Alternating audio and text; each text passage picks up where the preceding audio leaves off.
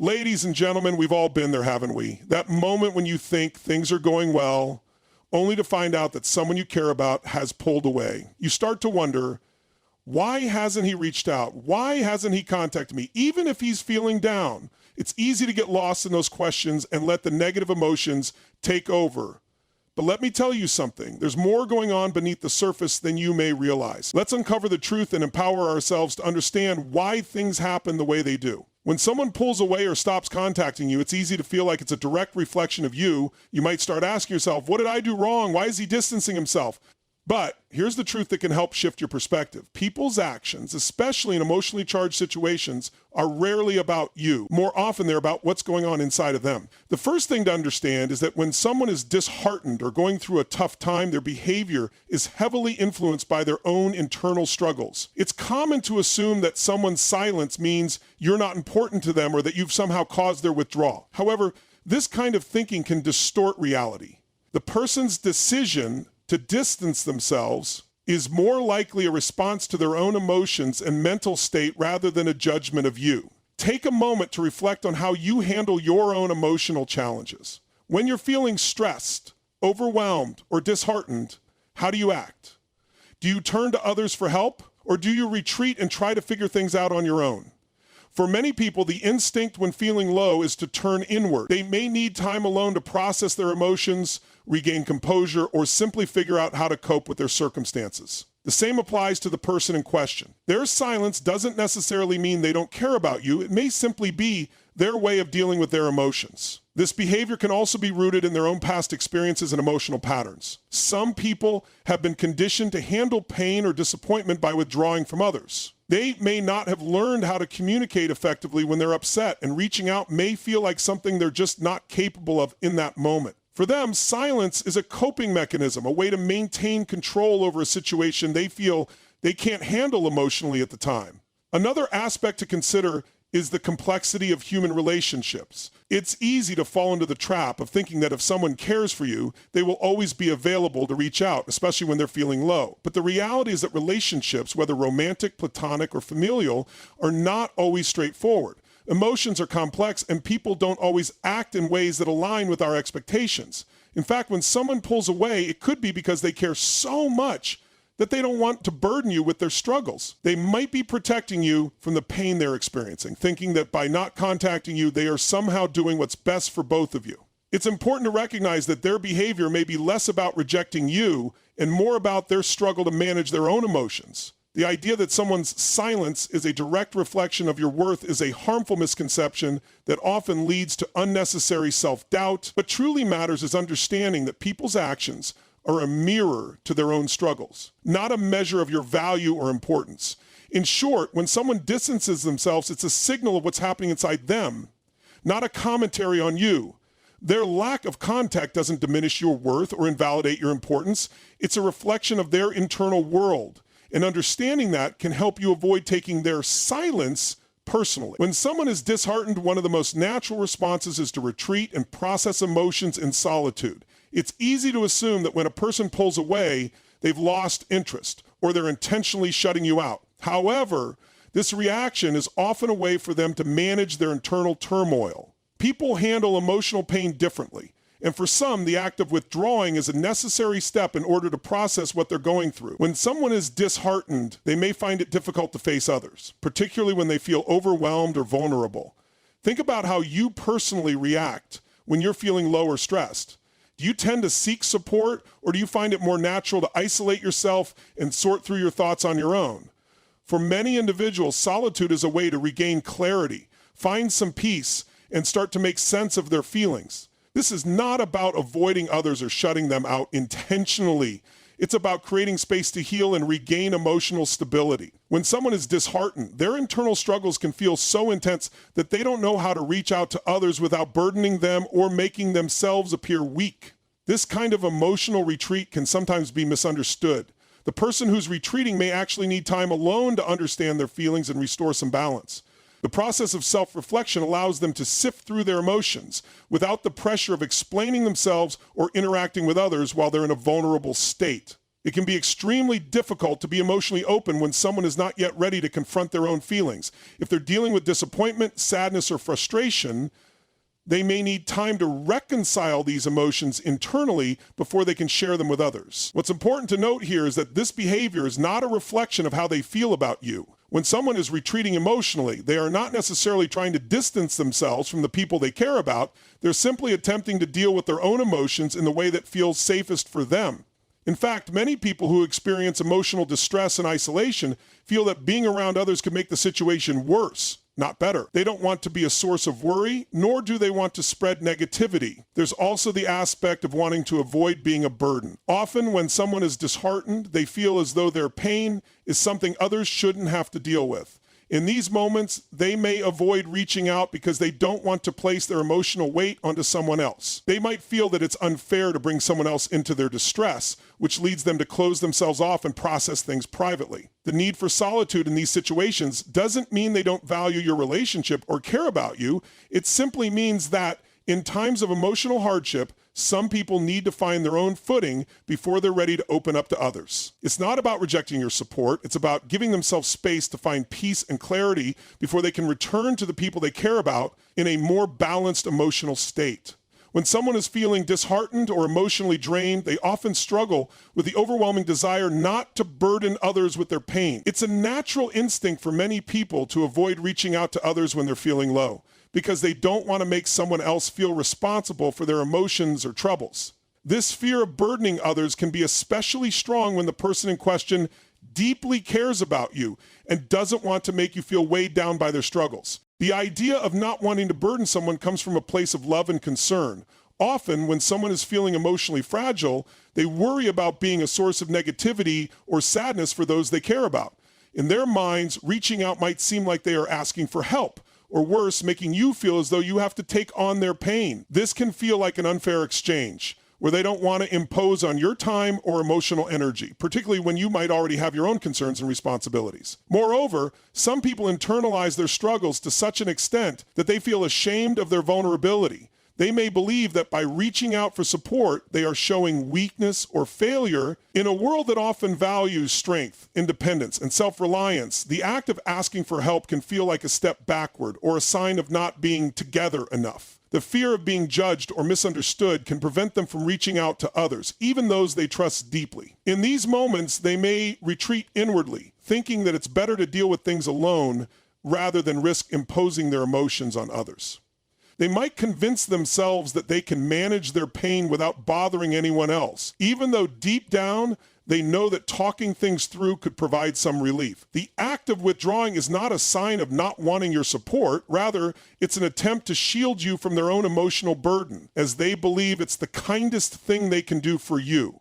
It's also important to recognize that this dynamic can be deeply rooted in past experiences. Perhaps they've been taught either by family, society, or their own life experiences that it's better to handle challenges on their own. They may have witnessed others experiencing stress or pain and felt that reaching out was either not an option or not welcome. As a result, they internalize the belief that asking for help is an imposition rather than a natural and healthy way of dealing with emotional distress. This fear of burdening others can also stem from a desire for independence or self-sufficiency. Some people take great pride in being able to handle their problems without leaning on others, and asking for support feels like giving up that independence. Even though they may long for connection or understanding, the idea of needing someone else's emotional support can feel uncomfortable or vulnerable. In these cases, it's not about you or the relationship, it's about their personal struggle with vulnerability. They are not rejecting your care or affection, they are simply navigating the complex emotions of feeling disheartened and not wanting to impose on those they hold dear. The key takeaway here is that their silence is often a sign of their own internal conflict, not a reflection of how they feel about you. They may simply believe that by staying silent, they are protecting you from the emotional weight they are carrying. When someone is emotionally disheartened, they often build walls as a way to protect themselves. This self-protection mechanism is not about rejecting others or pushing them away, but about safeguarding their own emotional well-being. It's a natural instinct for many people to distance themselves from others when they are in emotional pain because they don't want to be vulnerable or expose their weaknesses. The idea of allowing others to see their pain can be terrifying, especially if they feel overwhelmed by the emotions they're experiencing.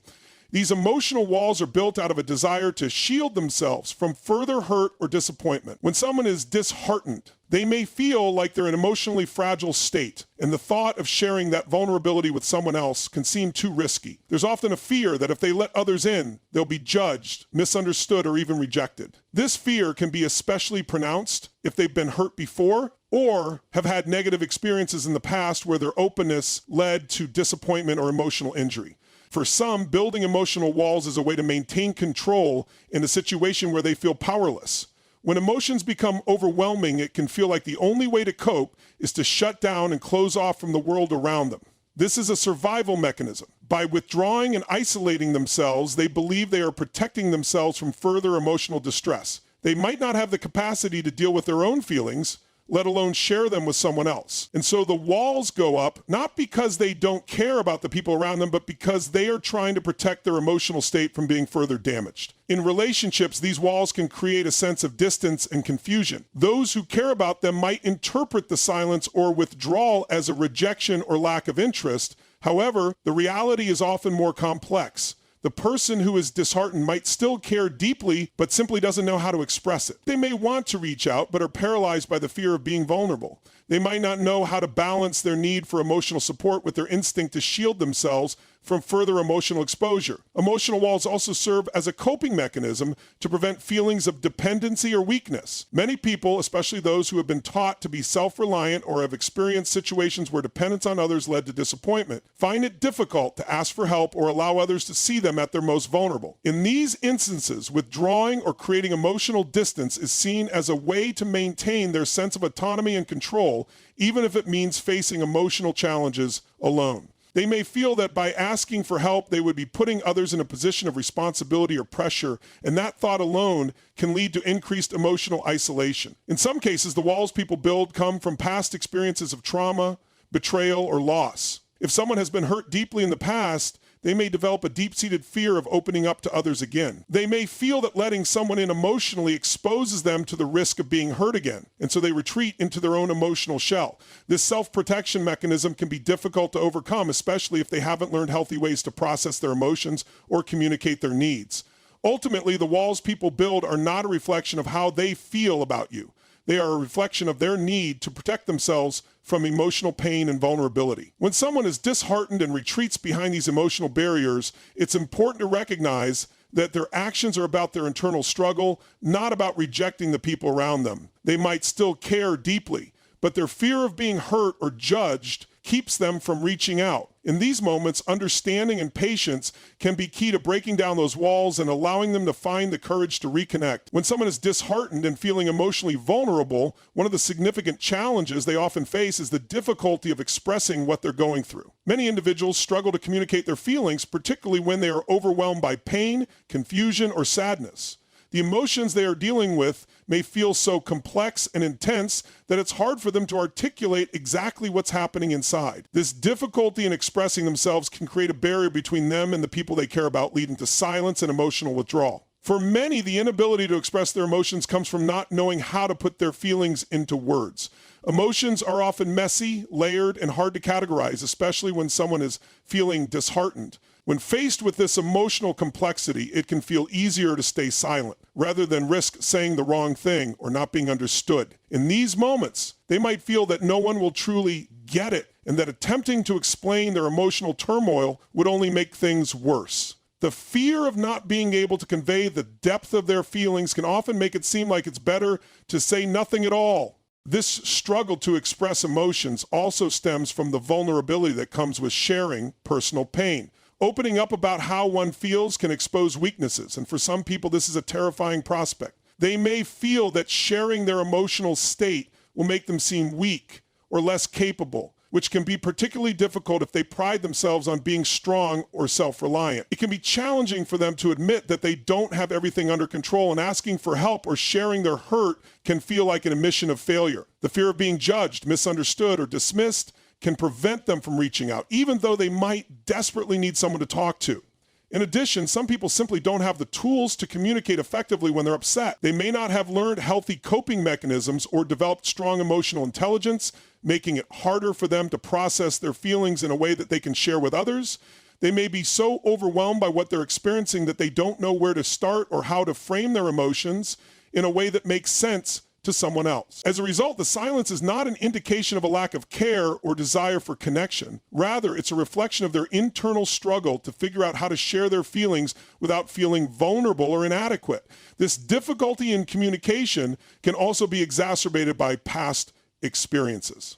If someone has experienced rejection, criticism, or invalidation when they've tried to express their emotions in the past, they might have learned to internalize their pain and avoid reaching out in the future. They may have developed a belief that their feelings are not worth sharing or that others won't care enough to listen. This creates a cycle of emotional isolation where the person feels increasingly alone with their pain, unable to express what they are going through because of the fear of rejection or invalidation. For others, they may find it difficult to separate their emotions from their thoughts. When someone is disheartened, their mind can become clouded with negative thoughts and self-criticism. This mental fog can make it challenging to pinpoint exactly what's causing the emotional pain, let alone communicate it to someone else. They may not even fully understand what's wrong themselves, so how can they expect others to understand?